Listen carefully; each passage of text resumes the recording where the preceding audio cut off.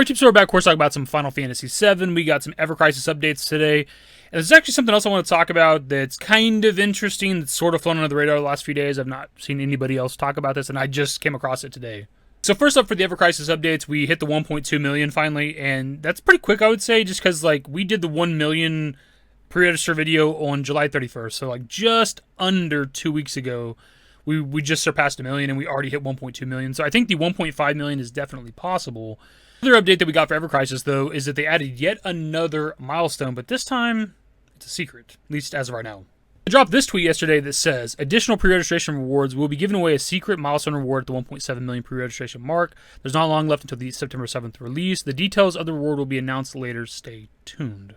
This I thought was pretty cool, because now we have an additional milestone added, 1.7 million, and we don't know what it is yet. They're going to reveal it at a later point, which is kind of weird. Like, I don't know, like if it's a secret, like why not hold off until we hit that and then like do like a big reveal of, oh, here's the 1.7 milestone. If I had to give a guess, it'd probably be a character. And if they're trying to reach this pre-registration milestone, I imagine it's got to be a decent character if they're going to reveal it at a later point to try to push more pre-registrations. I don't know who it'd be, though, because I'm not actually sure what was available in the closed beta test. I didn't watch any of the closed beta tests, because I want to go in it relatively fresh if I can with this game. So I don't know which characters you get. I assume with, like, the FF7 story, you obviously... There's a damn fly. The FF7 story, you get Cloud. With, like, you know, Crisis Core, you get Zack. With the First Soldier stuff, you get Glenn.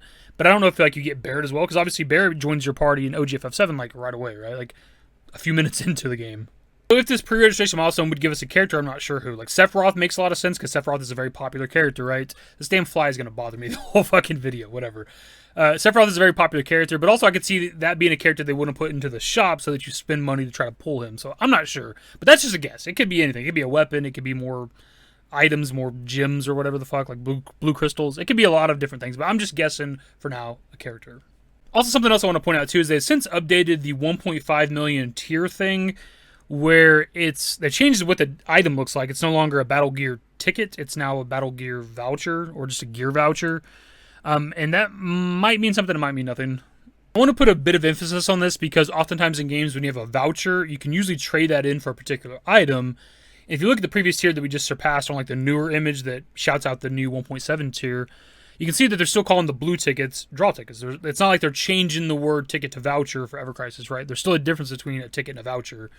It could still be randomized, but there's a chance that now if we hit that 1.5 million, you get a voucher that would allow you to actually pick one of the three outfits, either the Cloud outfit, Tifa, or Aerith, which would be pretty damn cool. It's also possible that even before the name change, like the gear ticket was always going to let you pick something, but maybe they just wanted to change the name now or something. But I just want to put, again, a little bit of emphasis on that. The other thing I have is that Square Enix is looking for questions for Nojima and Ichikawa. He's like a producer, I think, for Ever Crisis. This seems to be maybe a Japanese-only thing, though, because they're asking for questions from Square Enix members. But on the English side, I couldn't find this anywhere, and whenever you go to the Silicon Air article, they link to the Japanese side. I tried to log in. Of course, it didn't work, but I figured I'd give it a shot.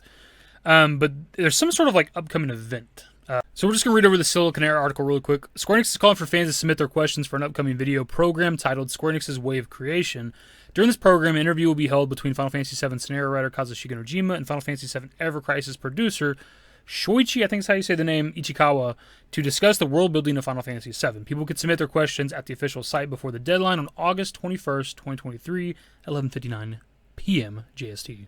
Nojima, who is the writer for the scenarios for both the original Final Fantasy VII and its remake, plans to dive deep into the history of Shinra Electric Power Company, a corporation that serves as an antagonist force for the heroes of the game. Ichikawa will provide insight on the story of Sephiroth and its significance to the overarching narrative. Now, if you actually go to the Japanese website and look at like the article for this, and like you can use like auto-translate with Google, obviously it's shit, but they do specify young Sephiroth. So I think with Ichikawa wanted to talk about Sephiroth, with Nojima wanting to talk about the Shinra Electric Power Company, and them specifying young Sephiroth, this event might actually give us a little bit of what that story is going to be about, because we know that there's going to be a young Sephiroth story within Ever Crisis that might reveal some shit. Also, thinking back to like the 1.7 mil reward they want to reveal at a later point, it could be revealed at this event. It could involve Sephiroth or young Sephiroth. Maybe we get young Sephiroth as a reward.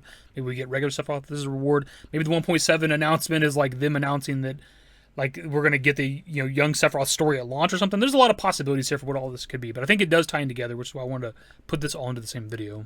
And I hadn't seen anybody talking about this. The Silicon Air article is from like days ago. It came out like August 10th or whatever. So I hadn't seen anybody on the feed talking about this. So I definitely want to put emphasis on it. I think it's interesting. People have talked about there possibly being some sort of like a launch event sort of thing for Ever Crisis. It kind of makes sense. And this is obviously a couple weeks before launch. We actually don't even know where this event's taking place now. Think about it. The deadline's August 21st, but we don't know when the Way of Creation like event or video or whatever the fuck it is happening yet. But this could be kind of a way to like kickstart the launch of Ever Crisis, because it does seem to be Ever Crisis focused, being that Ichikawa was there and he's a producer for Ever Crisis. And also you got Nojima there to answer questions and talk about the history of Shinra, which will be pretty cool too, because I love learning more with like the history of stuff. And I do wonder what direction they're going to go with the young Sephiroth story when it comes to Ever Crisis, because Sephiroth has obviously done bad things in the name of Shinra over the years, right? You can like, there's like screenshots from like before Crisis where you see like Sephiroth slaughtering people, there's like dead bodies and blood all over the screen and shit. So he's obviously been a bad guy technically for a long time, but when you play like stuff like Crisis Core, you can see that there is a good guy there up until like the Nibelheim incident where he switches and becomes like the supervillain and shit. So I wonder what direction they're going to go with young Sephiroth. Even with the trailer where we see young Sephiroth, you see him standing in fire, and presumably he's the one that did all the fire and like destroyed like a location or whatever the fuck. So he's probably always been bad, but I wonder what direction they're going to go. Are they going to do like Crisis Core shit where he's kind of a good guy still, but he's just, you know, doing shit for Shinra, or is he going to be always evil? He's always been this bad guy, and it's just like the Nibelheim incident was like a catalyst for him to really tap into that evil type of shit. I think that's more or less the video, my dudes. If there's more information for like this Way of Creation event at some point, we'll probably do another video. We're not going to like cover every time like a milestone's hit with Ever Crisis, but obviously this was kind of a bigger deal because we hit a new milestone, but then another milestone was added and something's potentially changed with the rewards. So we got to cover that, and then obviously this Way of Creation thing seems to tie into Ever Crisis, so we made it all into one video. But yeah, if there's any sort of updates, we'll definitely cover that in the future. And if there's more information out there, if you guys can find more information on what this event exactly is, when it's happening, things like that, be sure and let your boy know. That's the video. Subscribe to the channel if you guys don't know. There's works in the description below. Follow me to -YT. That's it.